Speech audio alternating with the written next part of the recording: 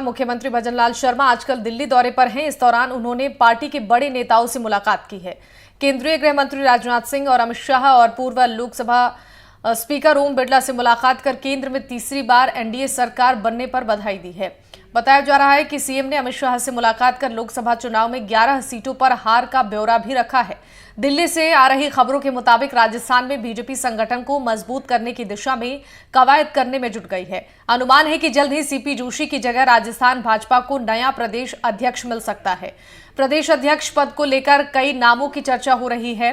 लोकसभा चुनाव में जिस तरह से जाट, SC/ST और राजपूत वोट बैंक खिसका है, उसकी भरपाई करने के लिए इन्हीं जातियों में से किसी नेता को प्रदेशाध्यक्ष बनाया जा सकता है। राज्यसभा सांसद मदन सिंह राठौड़ और राजेंद्र गहलोत का नाम चर्चा में है। इसके अलावा बीजेपी के प्रदेश उपाध्यक्ष प्रभुलाल सैनी, शंवर सिंह बगड़ी और पूर्व मंत्री रहे राजेंद्र राठौड़ का नाम भी खबरों में बना हुआ है। कहा जा रहा है कि पार्टी किसी दलित नेता के नाम पर भी विचार कर रही है।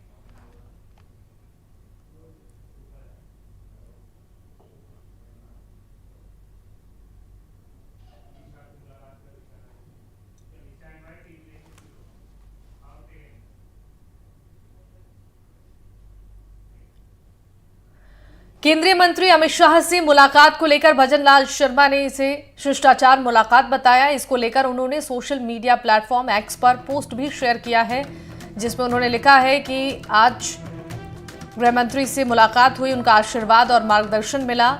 सो अवसर पर उन्हें केंद्र में तीसरी बार माननीय प्रधानमंत्री श्री नरेंद्र मोदी जी के नेतृत्व वाली एनडीए सरकार बनने और मंत्रिमंडल में केंद्रीय कैबिनेट मंत्री पद की शपथ लेने पर हार्दिक मंगल कामनाएं प्रेषित की। मुझे पूर्ण विश्वास है कि यशस्वी प्रधानमंत्री जी के युगांतकारी नेतृत्व और आपकी अद्भुत कार्यशैली के बल पर विकसित भारत का संकल्प सिद्ध होगा और भारत वैश्विक पटल पर महाशक्ति के रूप में नई पहचान स्थापित करेगा।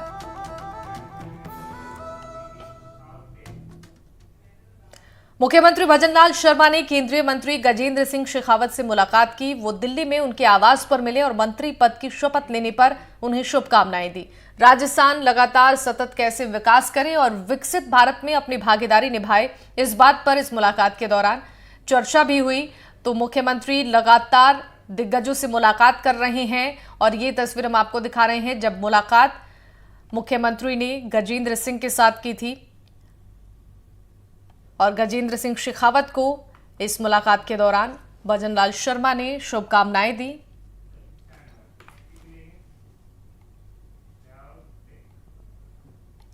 तीसरी बार प्रधानमंत्री पद की शपथ लेने के बाद नरेंद्र मोदी ने कार्यभार संभाल लिया। आज दफ्तर पहुंचकर एक्शन मोड में नजर आए और प्रधानमंत्री ने आज अपना पहला फैसला लिया जो किसानों के हित में है। इसके तहत पीएम किसान सम्मान निधि की 17वीं किस्त जारी की गई है। प्रधानमंत्री ने अपने तीसरे कार्यकाल में सबसे पहले इसी फैसले पर दस्तखत किया। इस फैसले से देश के करीब 9 करोड़ से ज्यादा किसानों को 20,000 करोड़ रुपए मिलेंगे। इसके अलावा आज शाम 5 बजे होने वाली पहली कैबिनेट की बैठक में गरीबों के हित में बड़ा फैसला लिया जा सकता है। इसके तहत 2 करोड़ गरीबों को नए घर को मंजूरी मिल सकती है।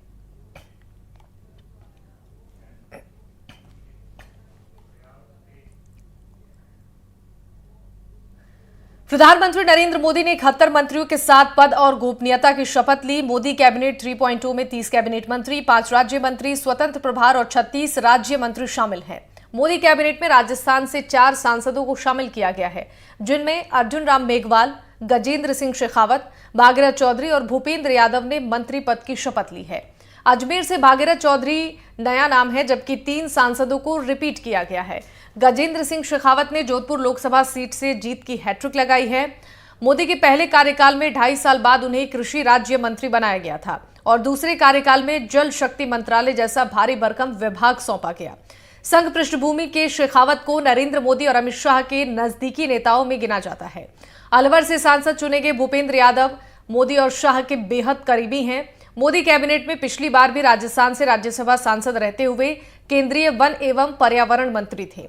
बीकानेर लोकसभा सीट को अर्जुन राम मेघवाल का गढ़ कहा जाता है। वो यहां से लगातार 2009 से जीत रहे हैं और 2009 के लोकसभा चुनाव में कांग्रेस के रेवत राम पवार को हराकर वो बीकानेर से सांसद बने थे। इसके बाद उन्होंने 2014, 2019 और 2024 के लोकसभा चुनाव में अपनी जीत को बरकरार रखा। अजमेर से लगातार दूसरी बार सांसद चुने गए भागीरथ चौधरी का मोदी कैबिनेट में शामिल होना काफी चौंकाने वाला है। वो पहली बार मंत्री बनने जा रहे हैं। भागीरथ चौधरी की अजमेर सीट पर काफी समय से अच्छी पकड़ रही है।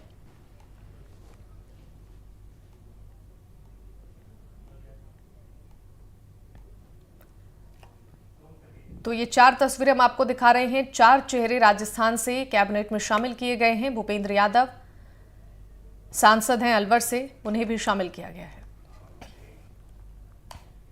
टोंक शहर में कड़ी धूप में निरीक्षण करते नजर आए सचिन पायलट। उन्होंने धन्ना तलाई में गंदगी से भरे तालाब को देखा और एक बार फिर से नगर परिषद के अधिकारियों से चिल्ड्रन पार्क प्रोजेक्ट की जानकारी ली। राजस्थान में सरकार बदलने के साथ ही कांग्रेस कार्यकाल में शुरू किए गए प्रोजेक्ट रुक गए हैं। पायलट के दौरे में सभापति भी मौजूद रहे और इसके साथ ही पायलट और भी कई कार्यक्रमों में हिस्सा लेने वाले हैं। ग्रामीण क्षेत्रों में लोकार्पण कार्यक्रम में हिस्सा लेंगे और हाजीपुर, उसके बाद देवपुरा का भी दौरा करेंगे।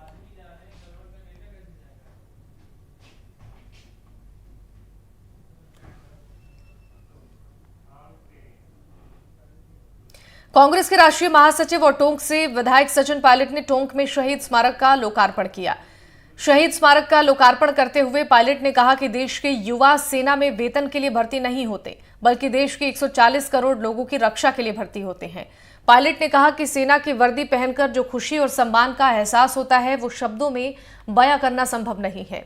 शहीद स्मारक के लोकार्पण के बाद मीडिया से बात करते हुए पायलट ने एनडीए सरकार पर हमला बोलते हुए कहा कि भले ही मोदी तीसरी बार पीएम बने हो, लेकिन ये सरकार खुलकर काम नहीं कर सकेगी। साथ ही कैबिनेट में एक भी मुस्लिम मंत्री नहीं बनाए जाने के सवाल पर पायलट ने कहा कि ये कोई नई बात नहीं है, ये बीजेपी का असली चेहरा है।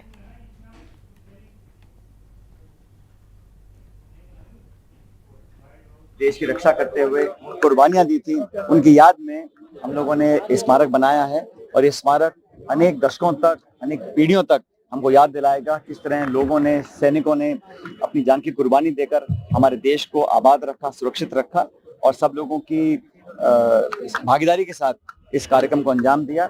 और मुझे लगता है कि बहुत अच्छा निर्माण यहाँ पर हुआ है और टोंक शहर के लिए बड़ी शान की बात है कि पूरे जिले के जो हमारे पास शहीद थे, उनके परिजनों से संपर्क कर और पूर्व सैनिकों के परिवारों के साथ मिलकर इस स्मारक का निर्माण किया था और इसको आगे और विकसित करने की हमारी योजना है, उसको भी हम लोग कार्य करते रहेंगे।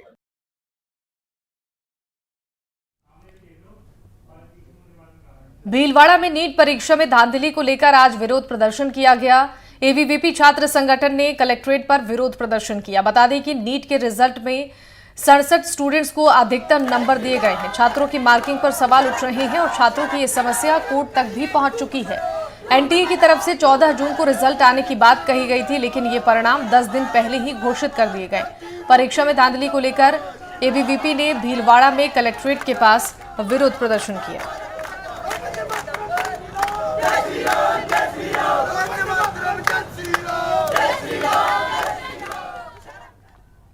नीट परीक्षा का रिजल्ट जारी होने के बाद से लगातार पेपर लीक और ग्रेस मार्क्स सहित विभिन्न अनियमितताओं के खिलाफ लगातार विरोध प्रदर्शन का दौर जारी है। एनटीए की ओर से लगातार स्पष्टीकरण और कमेटी बनाकर जांच करने की बात भी कही जा रही है, लेकिन देश भर में अब विरोध तेज होता जा रहा है। भाजपा के अग्रिम संगठन अखिल भारतीय विद्यार्थी परिषद ने भी नीट परीक्षा मामले में सीबीआई जांच की मांग को लेकर विरोध प्रदर्शन शुरू कर दिया है। कोटा में अखिल भारतीय विद्यार्थी परिषद की ओर से शहीद स्मारक पर परीक्षा में हुई गड़बड़ी को लेकर जमकर विरोध प्रदर्शन किया गया। प्रदर्शनकारी एबीवीपी के पदाधिकारी और सदस्यों ने इस पूरे मामले में सीबीआई से जांच करवाने की मांग की है और साथ ही जल्द मांग पूरा नहीं होने पर आंदोलन को और तेज करने की भी चेतावनी दी है।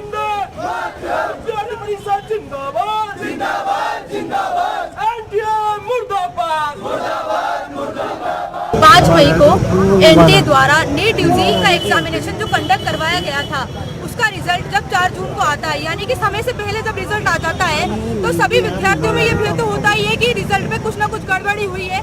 इसके कारण ही पहले से रिजल्ट आ चुका है और उस रिजल्ट में इतना भ्रष्टाचार, इतनी धांधली देखने को मिली, इतनी गड़बड़ियां गड़बड़ियां देखने को मिली। तो इसके विरोध में आज अखिल भारतीय विद्यार्थी परिषद पूरे प्रदेश भर में आंदोलन कर रही है, देश भर में। और इसमें हमारी ये मांग रहेगी कि पूरे मामले की सीबीआई द्वारा जांच की जाए और जो उसमें दोषी होंगे उनको सजा दी जाए। सवाल और यहाँ पे शक एनटीए पे खड़ा होता है कि एक तो आपने 718, 719 नंबर किस बिया पे उनको दिए हैं और जिन स्टूडेंट्स ने ये पेपर दिया है, जो यहाँ पे कोटा में, कोटा के अलावा छोड़ो पूरे देश में गरीब बच्चे हैं, जो किसान के बच्चे हैं, जो मजदूर के बच्चे हैं, जो अपने पूरे साल के पिताजी की मेहनत लगा के पढ़ते हैं, उन बच्चों का सिलेक्शन नहीं हो पा रहा।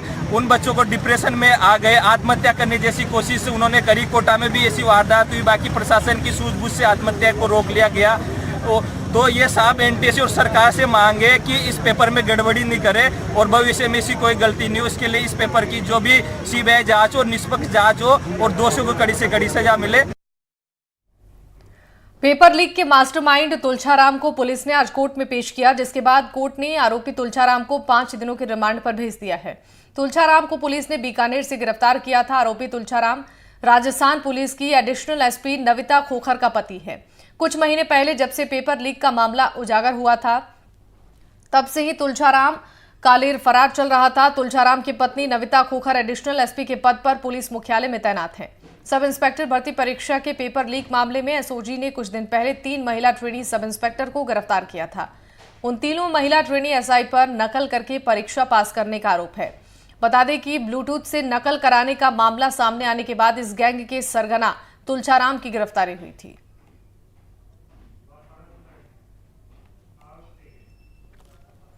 बांसवाड़ा के आबापुरा थाना क्षेत्र के सेमलिया गांव में महिला ने अपने 3 साल के बेटे की हत्या और खुद को फांसी लगाकर आत्महत्या कर ली है।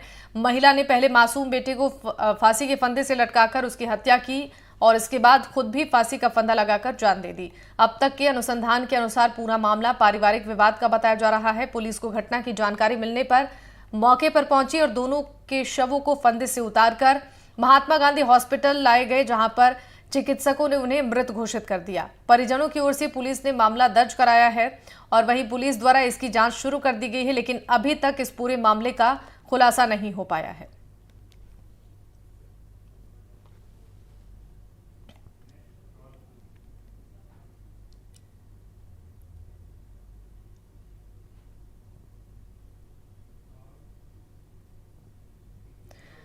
राजसमंद में पिछले 3 दिनों से लगातार शुरुआती मानसून का असर देखने को मिल रहा है, जहां पर तेज हवा के साथ रह रहकर बारिश का दौर भी जारी है और इस बारिश से जहां गर्मी और तपन से राहत मिली है, वहीं बारिश के बाद होने वाली धूप के कारण उमस भी बढ़ गई है। पिछले दिनों हवा और बारिश के साथ साथ कहीं ओले भी गिरे हैं। इस ओलावृष्टि से किसी तरह के फसल की खराबी की आशंका नहीं है।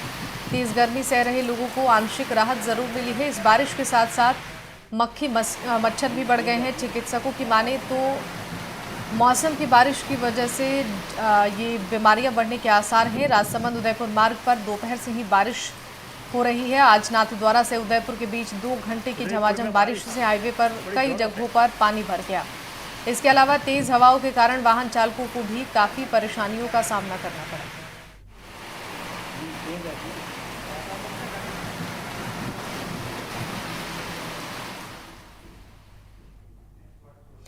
राजसमंद जिले के पिपली आचार्यन के ग्रामीण लंबे समय से पानी की समस्या से परेशान हैं। कई बार सरपंच और अधिकारियों को अवगत कराने पर भी समाधान नहीं हुआ, तो पेयजल की समस्या को लेकर आक्रोशित ग्रामीण पंचायत परिसर पर पहुंचे। ग्रामीणों ने आक्रोश जताते हुए नारेबाजी की और सरपंच प्रतिनिधि मनोहर लाल कीर के समक्ष मटका फोड़कर प्रदर्शन किया। गांव में 25 दिनों से पानी नहीं आने पर आक्रोशित ग्रामीणों ने पंचायत पहुंचकर आक्रोश व्यक्त किया। चेतावनी भी उनकी तरफ से दी गई है कि अगर 2 दिनों के अंदर समाधान नहीं हुआ तो जिला कलेक्टर परिसर पर पहुंचकर उग्र प्रदर्शन उनकी तरफ से किया जाएगा। तो सीकर शहर में पिछले कई महीनों से पीने की पानी की समस्या लगातार गंभीर होती जा रही है और पानी की समस्या को लेकर आम लोग जिले भर में कई बार धरना प्रदर्शन कर चुके हैं, लेकिन आज तक पेयजल की समस्या का समाधान नहीं हुआ है, जिसके चलते मोहल्ला के लोगों ने कल्याण जी मंदिर से चांदपोल की ओर जाने वाले मुख्य रास्ते को बंद कर दिया। साथ ही लोगों ने जलदाय विभाग के खिलाफ करीब आधे घंटे तक जोरदार प्रदर्शन किया। मुख्य रास्ते को जाम करने की सूचना पर कोतवाली पुलिस और जलदाय विभाग के अधिकारी भी मौके पर पहुंचे और लोगों को समझाकर जाम को खुलवाया।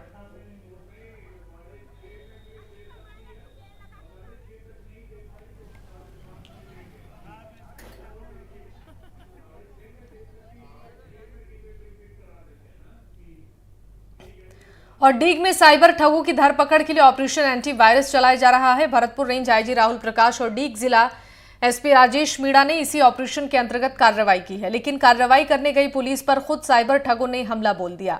गांव गावड़ी में कार्रवाई करने गई पुलिस की साइबर ठगों से मुठभेड़ हो गई। जानकारी के मुताबिक पुलिस को देखकर साइबर ठगों ने पुलिस पर जानलेवा फायरिंग कर दी। पुलिस ने भी जवाबी फायरिंग की। पुलिस की गोली लगने से एक ठग शरीफ मेव घायल हो गया, जबकि दूसरा ठग उसका भाई मुस्ताक मेव पुलिस को चकमा देकर मौके से भाग निकला। घायल हुए ठग शरीफ को जुरहरा पुलिस ने गिरफ्तार कर लिया, जिसके पास मौके से एक अवैध देसी कट्टा, जिंदा कारतूस और 13 फर्जी सिम कार्ड, 4 एटीएम कार्ड मौके से बरामद किए गए। और साथ ही घायल ठग को जुरहरा अस्पताल में भर्ती कराया गया, लेकिन हालत नाजुक होने के चलते उसे भरतपुर रेफर कर दिया गया। पकड़ा गया ठग शरीफ और उसका भाई मुस्ताक क्षेत्र के युवाओं को ठगी करने की ट्रेनिंग भी देते थे और साथ में खुद साइबर ठगी का काम करते थे।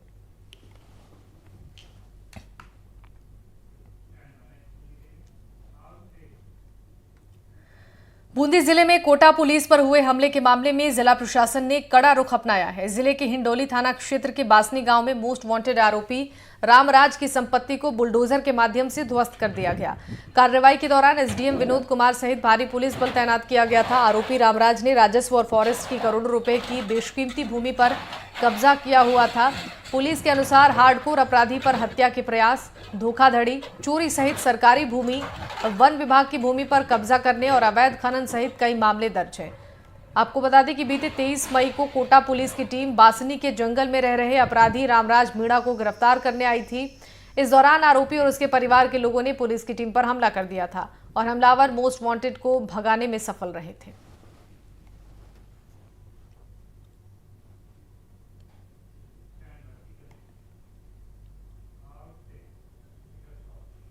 सीकर के उद्योग नगर थाना पुलिस ने 97 लाख की ठगी करने वाले एक आरोपी को चूरू शहर से गिरफ्तार किया है।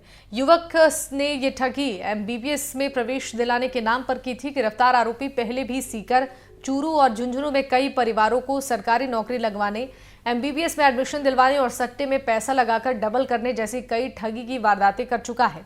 आरोपी केवल 12वीं क्लास तक ही पढ़ा लिखा है। आरोपी के खिलाफ सीकर शहर के कोतवाली, रतनगढ़ और चूरू सहित अन्य कई थानों में ठगी के मामले दर्ज हैं, जिनमें वो लंबे समय से वांछित चल रहा है। आरोपी से पूछताछ में सामने आया है कि आरोपी ठगी के बाद पैसों से अय्याशी और सट्टा खेलता था। पिछले कई दिनों से आरोपी प्रमोद उर्फ रोहित सोनू चूरू में किराए के मकान में रह रहा था।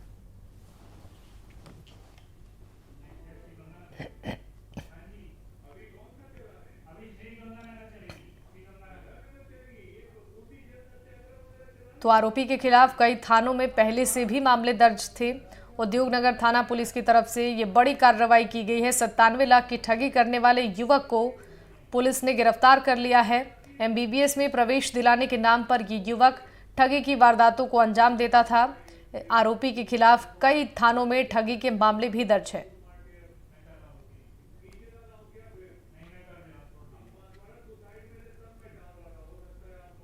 तो ये बड़ी सफलता पुलिस की टीम को हाथ लगी है।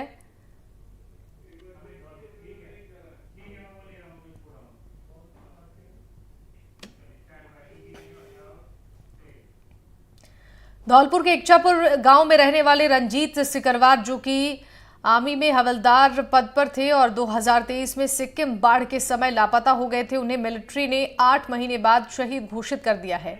4 अक्टूबर 2023 को सिक्किम की तीस्ता नदी में बाढ़ में ऑपरेशन में तैनात कुछ जवान बह गए थे। बहाव इतना तेज था कि मिलिट्री की तकरीबन 41 गाड़ियां भी बह गई थीं। जवानों में रंजीत सिकरवार भी शामिल थे। लापता होने के 8 महीने होने के बाद भी रंजीत सिकरवार का कोई सुराग नहीं मिल पाया, जिसके बाद मिलिट्री ने हवलदार रंजीत सिकरवार को शहीद घोषित कर दिया है। सोमवार को आर्मी के ऑफिसर और सेना की टुकड़ी शहीद के गांव पहुंची। राष्ट्रीय सम्मान के साथ शहीद को भावभीनी विदाई दी गई। जिला कलेक्टर और प्रशासन के तमाम आलाधिकारी भी मौके पर पहुंचे। शहीद की प्रतिमा को पुष्प चक्र अर्पित कर सलामी दी गई और शहीद के भाई कमल सिंह ने बताया कि रंजीत 2001 में सेना में भर्ती हुए। तब से उन्होंने ईमानदारी और जिम्मेदारी के साथ देश की सेवा की। परिवार में पत्नी रेखा, बड़ा पुत्र अंकित सिकरवार और छोटा अंकेश सिकरवार है। जिला कलेक्टर श्रीनिधि बीटी ने भी शहीद के गांव पहुंचकर पुष्प चक्र अर्पित किया है। उन्होंने कहा, शहीद के परिवार को केंद्र और राज्य सरकार के द्वारा जो भी सुविधा और अनुदान दिया जाएगा उसे सुगमता से दिलाया जाएगा। शहीद के परिवार के साथ प्रशासन हर संभव मदद करने के लिए तैयार है। रंजीत सिकरवार को शहीद घोषित किया गया है। सेना के अफसर और सेना की टुकड़ी शहीद गांव पहुंची और जिला कलेक्टर श्रीनिधि बीटी ने भी श्रद्धांजलि दी है। इच्छापुर गांव की रंजीत सिकरवार 8 महीने बाद सुराग उनका नहीं मिला। सेना के अफसर और सेना की टुकड़ी शहीद के गांव पहुंची, उन्हें श्रद्धांजलि दी गई। 2001 में रंजीत शामिल हुए थे मिलिट्री में, अपने पीछे पत्नी और 2 बेटे छोड़ गए हैं शहीद। और 4 अक्टूबर 2023 को बाढ़ आपदा में ये घटना हुई थी। सिक्किम की तीस्ता नदी में कई जवान बह गए थे। बूंदी के नैनवा उपखंड के खानपुरा तालाब में मछली पालन का ठेका निरस्त करने की मांग को लेकर युवाओं ने तालाब में उतरकर जल सत्याग्रह शुरू किया है। गौरतलब है कि जिला परिषद की ओर से हर साल नैनवा के खानपुरा तालाब में मत्स्य ठेका दिया जाता है। ग्रामीणों का आरोप है कि ठेकेदार पानी में केमिकल मिलाता है, जिसकी वजह से पानी अशुद्ध हो रहा है। अन्य जानवरों को भी केमिकल युक्त पानी मिलने से उनकी जान पर खतरा मंडरा रहा है। गर्मी की वजह से ग्रामीण तालाब किनारे नहा रहे हैं और उन्हें भी चर्म रोग हो रहा है। इसी के साथ पीने के पानी की समस्या भी बढ़ रही है। प्रशासन से कई बार शिकायत करने पर भी समाधान नहीं होने से आज पानी में उतरकर उनकी तरफ से प्रदर्शन किया गया है। खानपुरा के लोगों द्वारा कुछ दिनों पहले भी मछली पालन ठेका को निरस्त करने की मांग को लेकर उपखंड अधिकारी कार्यालय पर प्रदर्शन कर ज्ञापन दिया गया था, लेकिन ठेका निरस्त नहीं होने से आक्रोशित दर्जनों युवाओं ने आज तालाब के पानी में उतरकर जल सत्याग्रह शुरू कर दिया। उधर जल सत्याग्रह घटना पर नैनवा पुलिस मौके पर पहुंची और प्रदर्शनकारियों को समझाया गया। मौके पर मत्स्य विभाग और तहसीलदार भी पहुंच गए। उचित कार्रवाई का आश्वासन दिया गया है, तब जाकर ग्रामीण माने और तालाब से बाहर निकले।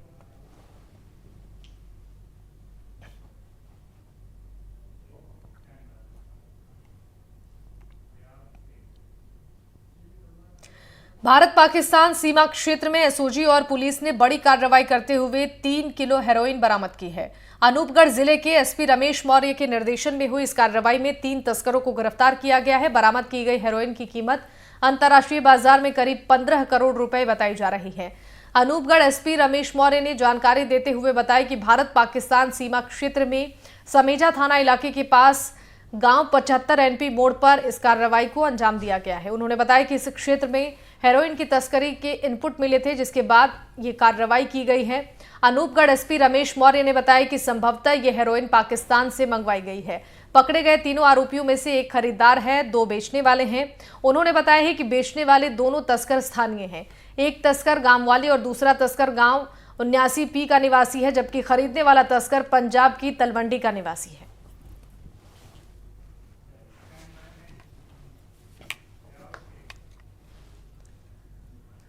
और झुंझुनू जिला जेल में इन दिनों शिक्षा के माध्यम से बंदियों को समाज की मुख्य धारा से जोड़ने का प्रयास किया जा रहा है।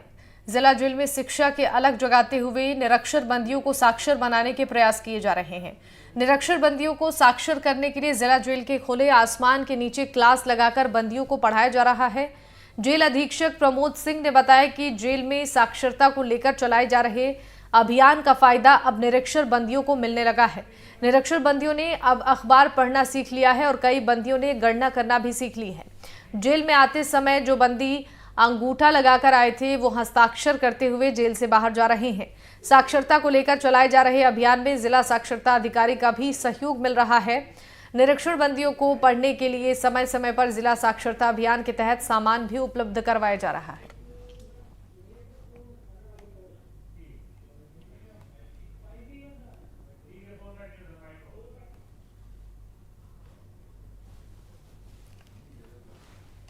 निरक्षर होके नहीं गए, कम से कम अंगूठा लगाते हुए आ रहे हैं, तो जाते वक्त हस्ताक्षर करके ही निकलते हैं। हम जिला साक्षरता अधिकारी से भी संपर्क में हैं, उन्होंने भी हमें कुछ मटेरियल दिया है। क्लास हम ओपन में लगा रहे हैं फिलहाल। स्वच्छ भारत मिशन ग्रामीण के तहत भारत सरकार के एनएसएससी सदस्य के गुप्ता आज डूंगरपुर जिले के दौरे पर रहे। इस दौरान उन्होंने स्वच्छ भारत मिशन के तहत डूंगरपुर पंचायत समिति के रोल मॉडल ग्राम पंचायत बिडली का निरीक्षण करते हुए पंचायत भवन में समीक्षा बैठक की। बैठक में डूंगरपुर पंचायत समिति के विकास अधिकारी नितेश त्रिवेदी सहित कई अधिकारी और ग्रामीण मौजूद रहे। इस बैठक के दौरान के गुप्ता ने बिडली ग्राम पंचायत को रोल मॉडल बनाने के लिए पूर्व में दिए गए कार्यों की प्रगति का फीडबैक लिया। इस दौरान उन्होंने ग्राम पंचायत में नाली और सड़क निर्माण, घर घर कचरा संग्रहण, सड़कों की सफाई, खाली पड़े प्लांट्स की सफाई और प्रतिबंधित पॉलीथीन के खिलाफ अब तक हुए कार्रवाई पर असंतोष जताया। वहीं अधिकारियों को आगामी 7 दिनों में व्यवस्थाएं सुधारते हुए बेहतर काम करने के निर्देश दिए।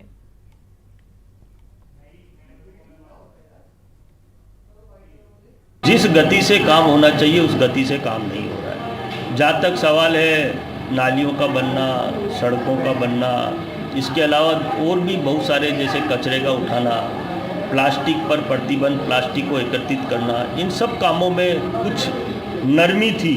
और अब 7 दिन के अंदर जिले के हमारे बीडीओ साहब ने और कोऑर्डिनेटर सरपंच महोदय ने ये आश्वस्त किया है कि 7 दिन के अंदर अंदर हम ये सारे काम गति से करके और इनको गाँव के अंदर तक हर समस्या का समाधान करने का प्रयास करेंगे।